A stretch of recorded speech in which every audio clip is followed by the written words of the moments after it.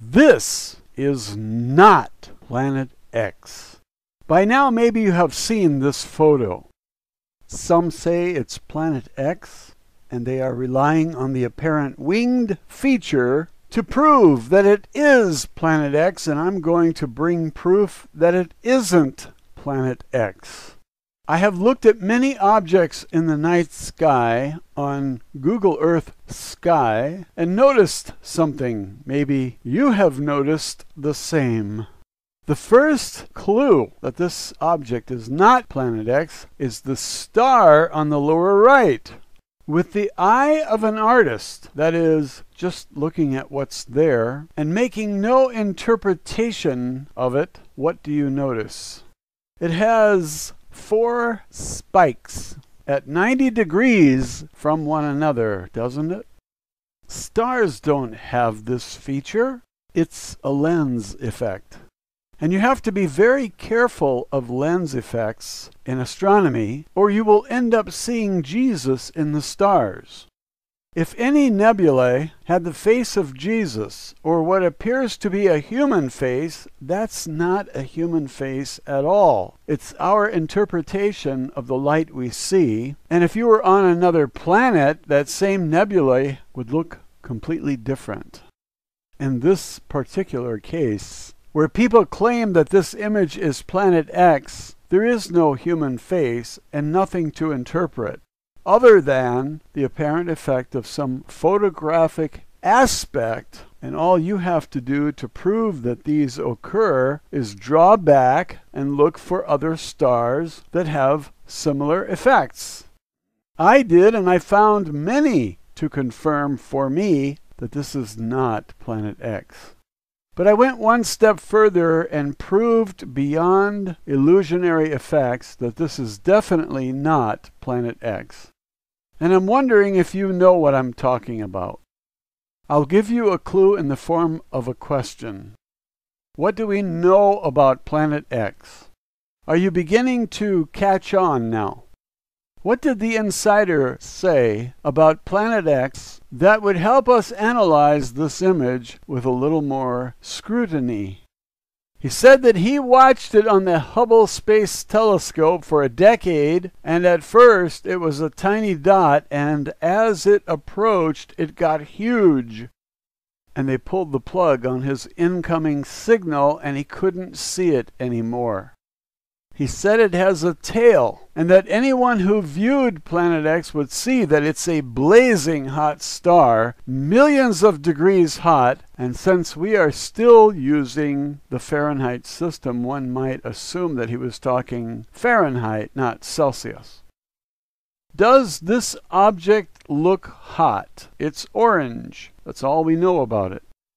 Why are some objects in this image blue and some orange? Others are white? That's baffling, isn't it? Maybe that's the first thing you want to figure out.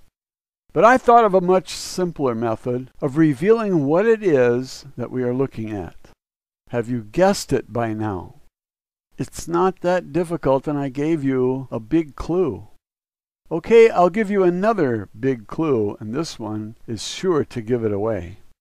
Do you recall what happened when they saw that the orbits of Pluto and Neptune were perturbed? They started looking for Planet X, didn't they?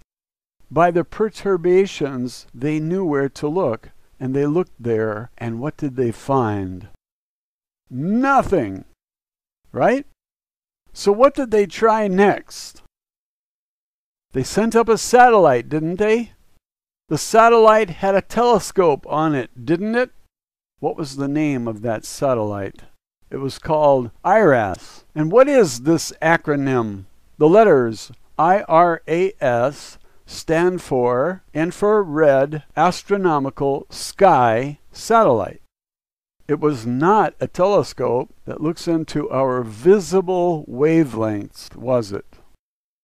This one obviously looks into the infrared wavelengths. Recall that most of the universe is not visible to us. We see only Roy G. Biv, red, orange, yellow, green, blue, indigo, and violet, don't we? How much of the full electromagnetic spectrum do we see? Not much. If you stretched out the electromagnetic spectrum from New York to Los Angeles, the part we see would be the width of a dime. A dime! We see a dime, and the other 3,000 miles is invisible to us. That's why we need the help of devices which can see what we can't see, and in the case of IRAS, it's the infrared region of the electromagnetic spectrum, and it also isn't very wide. But it's better than relying only on the narrow band of visible light that we see, isn't it? In 1983, they spotted something with the IRAS Infrared Astronomical Sky Satellite Telescope and didn't know if it was part of our solar system. I did a video on it, and those in science were quoted as saying that they didn't know if what they were looking at was Planet X or a galaxy. If it was Planet X, then it's part of our solar system, and if it's a galaxy, it's much, much farther out, isn't it? Then in that article, they gave a distance.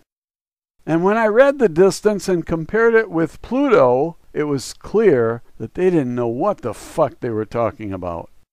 These were the leaders in science. They were heads of large government-headed groups, and they didn't know that something 50 times farther than Pluto isn't really in our solar system. Our solar system has to have a limit for discussion purposes. I don't think our solar system really ends. We have found the Kuiper Belt, and then we found the Oort cloud, and we are just beginning to realize that it doesn't end. The farther out you go, the more debris you find, and some of that debris could be the size of Jupiter, but since it's so far out, it isn't visible to us. There isn't enough sunlight to show some of the largest pieces that are so far out. If we are looking for hot objects, we use the hot wavelengths like infrared, far infrared, and microwaves. And which telescope was built to look into those wavelengths? It was the South Pole Telescope. And why would anyone build an infrared, far infrared, and microwave telescope on the South Pole? Do they like having snowball fights? What the fuck? You can't even make a snowball at the South Pole. Your hands would freeze, and the snow doesn't fucking pack. This ain't Chicago, where you have the lake, and it's 55 degrees Fahrenheit all year long. Being near the lake is warm when it's 30 degrees below zero in the suburbs, isn't it? In summer, it can be 90 degrees, and if you're near the lake, you have that huge lake to buffer your summers, and so everyone wants to be near the lake. I lived at Lawrence and Lakeshore Drive at 4343 North Clarendon on the north side. I was on the airport side, and those on the other side had the lake view, which was very nice. On my side, the snow would come over the building and curl as it fell. And I was on the 23rd floor, so I had a nice view as the blanket of snow fell to the ground and turned everything white. Winter is pretty at times, depending on your view. After that, I moved to Los Angeles, and that was another great experience. So someone thought it would be a great idea to build a telescope at the South Pole, and we don't know why. Could it be that whatever they were looking for would be south of the ecliptic? What is the ecliptic? All the planets have orbits around the sun, much like the rings of Saturn or Neptune. One planet is weird, and that's Pluto. And so when they caught Pluto drinking light beer, they had to relieve him of duty. He is no longer a planet. They don't tell you the real reason why Pluto was kicked out, but I'm going to spill the beans. Light beer. Pluto got caught drinking light beer, and they threw his ass out. Stripped him of his planethood.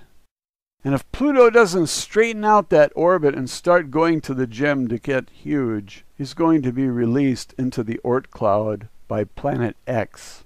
I have heard. Don't tell anyone that I told you. Planet X is going to hurl Pluto out there into the Oort cloud, and the government knows it. That's another reason why they had to demote Pluto from its status as one of our planets. So with Pluto off the list, we have Mercury, Venus, Earth, Mars, a planet that broke up on impact with one of the pieces of the debris in the tail of Planet X, and we call that the asteroid belt. Some of the pieces have frozen fish in them, so if you're hungry and stranded out there in space, you might want to find one of those frozen dinners and focus some sunlight on it and heat it up, have dinner out there in space, and continue along your merry way, because you won't get chicken McNuggets that have enough fluoride to fuck up your teeth, your bones, and lower your IQ to 50, and then you'll be saying things like nuclear and simular, like George Bush, our fucking puppet president for 2 terms. What a fucking idiot. He is the stupidest president we have ever had. And now what do we have? Homosexuals living in the White House, one of them dressing in drag every day, pretending to be a woman. He's kissing world leaders on the lips, and they don't even know they're kissing a fucking man. What kind of fucking bullshit is that? This could cause World War III. And when these leaders find out that they kissed a man on the lips, and they start spitting and wiping their lips, nuclear war could break out. If Michael is a homosexual, then those world leaders are going to be mad when they realize where those lips have been. Let's move on. I have made my point. We have a foreigner in the White House who can't seem to find his real birth certificate from Kenya, and I have a copy of it if you want to see it. There. That's the real birth certificate. And the motherfucking crack cocaine using homosexual was installed by those who rig all elections and own and control everything on the fucking planet. That's the real government. Some call it the secret government. And you have to follow the yellow brick road to know where that leads. And then you can do what Toto did, pull back the curtain and see who's running the show. The people are waking up. Now back to the ecliptic. All the planets are on the ecliptic plane like the rings of Saturn and Neptune. And whatever it is that government is looking for is coming up from the bottom. And that's why the South Pole telescope was built on the underbelly of the Earth. They wanted to see an object expected to be coming from below the ecliptic plane of the planets. Just imagine your kitchen table and the sun is in the center. And all the dinner plates are the planets.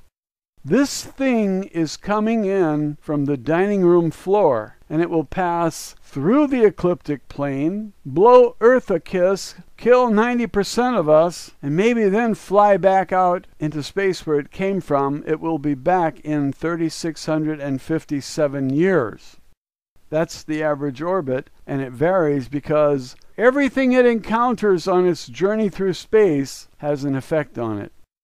The planets are never in exactly the same place each time it passes. I have read that it will pass nearer to the Earth this time than in previous passes, and so you better get some beans and rice and sock them away without your neighbors knowing about them. Because when the shit hits the fan, your beans and rice could get your ass killed. Be sure to build a big water tower that can be seen for miles, so when the marauding crowds are looking for water, they'll be drawn to you like flies at a picnic, and you'll get your ass killed for water too. If the IRAS satellite had an infrared telescope on board, and the South Pole telescope looks into the far infrared and microwave segment of the electromagnetic spectrum, what do you suppose you could do to prove this image Planet X or not Planet X? Look at the left of the screen. When you have Google Earth Sky up and you have this image on your screen, it's very close to HD 37784. Do a search for HD space 37784 and you'll be very close to this object some say is Planet X. Under Featured Observatories, you can turn on WMAP microwave and IRAS infrared sky. They are next to each other. Turn on Imagery, and you can see the stars, and this object will be clear. Zoom in as you wish.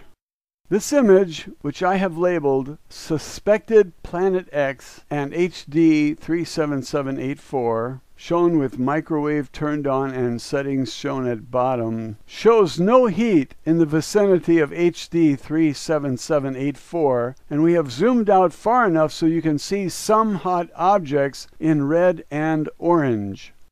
Nothing is hot near HD 37784, is it?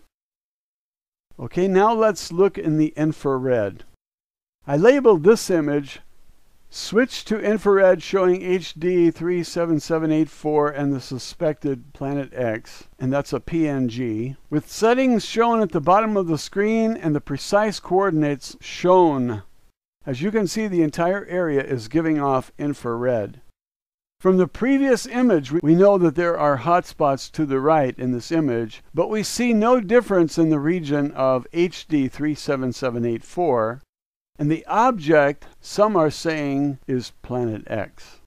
The South Pole Telescope is looking at the far infrared, not the infrared, and also looking in the microwave segment of the electromagnetic spectrum, and so I would like to throw out the image on your screen now as not relevant.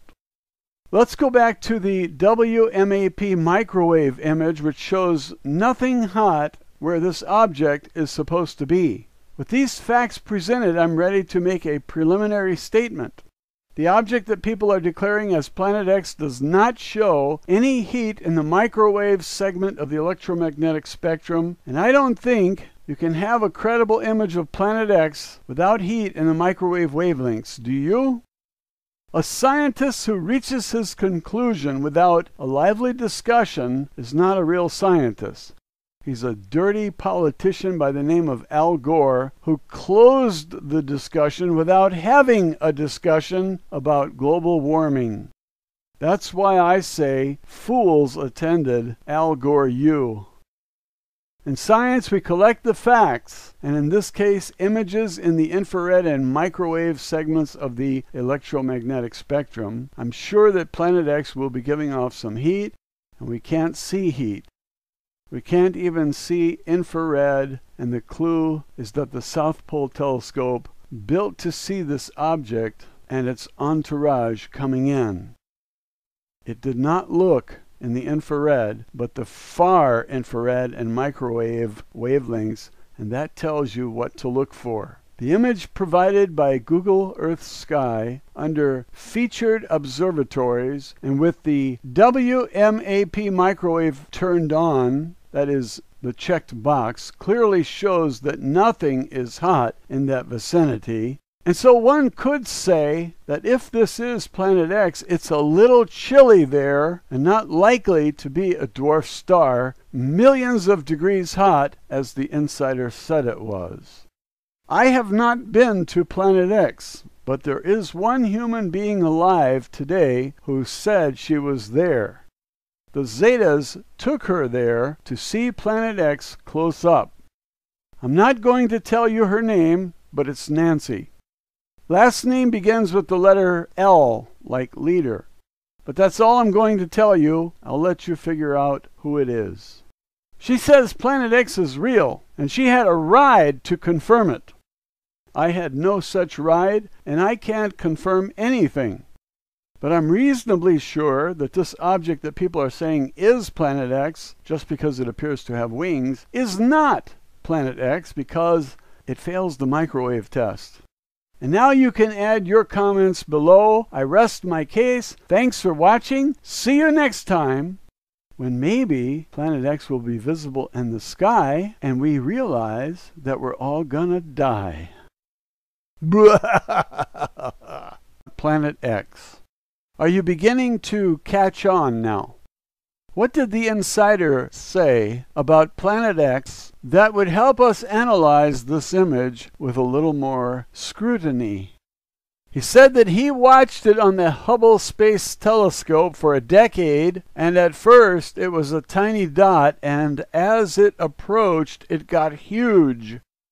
And they pulled the plug on his incoming signal, and he couldn't see it anymore. He said it has a tail, and that anyone who views aspect, and all you have to do to prove that these occur is draw back and look for other stars that have similar effects. I did, and I found many to confirm for me that this is not Planet X. But I went one step further and proved beyond illusionary effects that this is definitely not Planet X. And I'm wondering if you know what I'm talking about. I'll give you a clue in the form of a question. What do we know about seeing Jesus in the stars? If any nebulae had the face of Jesus, or what appears to be a human face, that's not a human face at all. It's our interpretation of the light we see, and if you were on another planet, that same nebulae would look completely different. In this particular case, where people claim that this image is Planet X, there is no human face and nothing to interpret, other than the apparent effect of some photographic. First clue that this object is not Planet X is the star on the lower right. With the eye of an artist, that is, just looking at what's there, and making no interpretation of it, what do you notice? It has 4 spikes at 90 degrees from one another, doesn't it? Stars don't have this feature. It's a lens effect. And you have to be very careful of lens effects in astronomy, or you will end up. This is not Planet X. By now, maybe you have seen this photo. Some say it's Planet X, and they are relying on the apparent winged feature to prove that it is Planet X, and I'm going to bring proof that it isn't Planet X. I have looked at many objects in the night sky on Google Earth Sky and noticed something. Maybe you have noticed the same. The